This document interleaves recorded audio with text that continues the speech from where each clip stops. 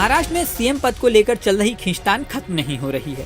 गुरुवार रात अमित शाह संग मीटिंग में देवेंद्र फडणवीस, एकनाथ शिंदे और अजीत पवार तीनों मौजूद थे। इस मीटिंग में सीएम पद पर फैसला होना था, लेकिन बात नहीं बन सकी। यहां तक कि शुक्रवार को फिर से मीटिंग होनी थी, लेकिन वो टाल दी गई और एकनाथ शिंदे सीधे सतारा में अपने गांव चले गए। अब बड़ा सवाल ये है कि जब एकनाथ शिंदे ने साफ कह दिया है कि सीएम पद पर पीएम मोदी और गृह मंत्री अमित शाह जो फैसला लेंगे वो उन्हें मंजूर होगा, तो फिर सीएम पद को लेकर मामला लटका क्यों है? आखिर ऐसा क्या है जो सीएम पद को लेकर फैसला नहीं हो पा रहा है?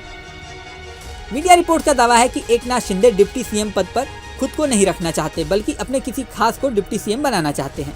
हालांकि इससे बीजेपी को कोई समस्या नहीं है, समस्या है दूसरी शर्त से। एकनाथ शिंदे कई मलाईदार मंत्रालयों सहित महाराष्ट्र के गृह मंत्रालय का पद भी मांग रहे हैं, जो बीजेपी की असली प्रॉब्लम है। बीजेपी किसी भी हालत में गृह मंत्रालय छोड़ने को तैयार नहीं है।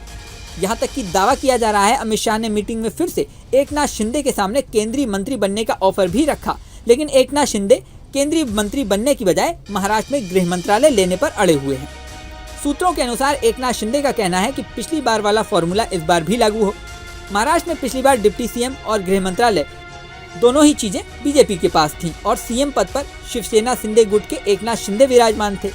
इस बार एकनाथ शिंदे का कहना है कि अगर सीएम पद नहीं दे रहे तो पिछली बार वाला फॉर्मूला फिर से लागू होना चाहिए। मीटिंग में इस पर बात नहीं बन सकी तो एकनाथ शिंदे सीधे दिल्ली से वापस आकर सतारा अपने गांव चले गए। मीटिंग को लेकर यह भी दावा किया जा रहा है कि बीजेपी ने शिंदे के सामने एक बार फिर डिप्टी सीएम बनने की चर्चा की। उन्हें यह भी बताया गया कि डिप्टी सीएम का पद लेने से महायुति की एकता का संदेश जाएगा। उन्हें फडणवीस के साथ अन्य दिग्गज नेताओं के बारे में बताया गया, जिन्होंने बड़े पद पर रहने के बावजूद दूसरी जिम्मेदारियां लीं। इन दलीलों से शिंदे नहीं माने। अब शिवसेना नेताओं ने नई दलील दी है। शिवसेना के नेताओं का कहना है कि देवेंद्र फडणवीस जाति से ब्राह्मण हैं। उनके नीचे दो मराठा अजीत पवार और एकनाथ शिंदे को डिप्टी सीएम पर रखना राजनीतिक भूल हो सकती है। मराठा वोटरों को ये रास नहीं आएगा। शिवसेना नेता संजय सिरसाट ने कहा कभी डिप्टी सीएम का पद स्वीकार नहीं करेंगे। इस तरह ये साफ दिखाई दे रहा है कि महाराष्ट्र में महायुति की बैठक में भी आखिर ये फैसला नहीं हो सका कि सीएम पद और डिप्टी सीएम पद का बंटवारा किस तरह होगा। ना ही गृह मंत्रालय को लेकर कोई भी फाइनल डिसीजन हो पाया है।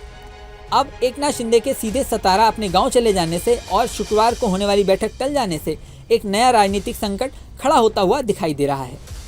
हालांकि दावा ये भी किया जा रहा है कि बीजेपी और अजीत पवार एक साथ मिलकर सरकार बना सकते हैं, लेकिन ये राजनीतिक तौर पर बीजेपी के लिए एक भूल साबित हो सकती है। भविष्य को दृष्टि में रखते हुए बीजेपी किसी भी तरह से एकनाथ शिंदे का साथ नहीं छोड़ना चाहती।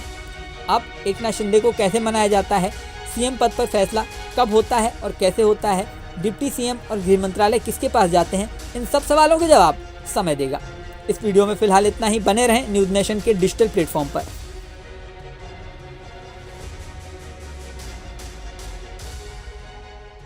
न्यूज नेशन अब व्हाट्सएप पर खबरों के ताजा अपडेट के लिए न्यूज नेशन के इस QR कोड को स्कैन करें।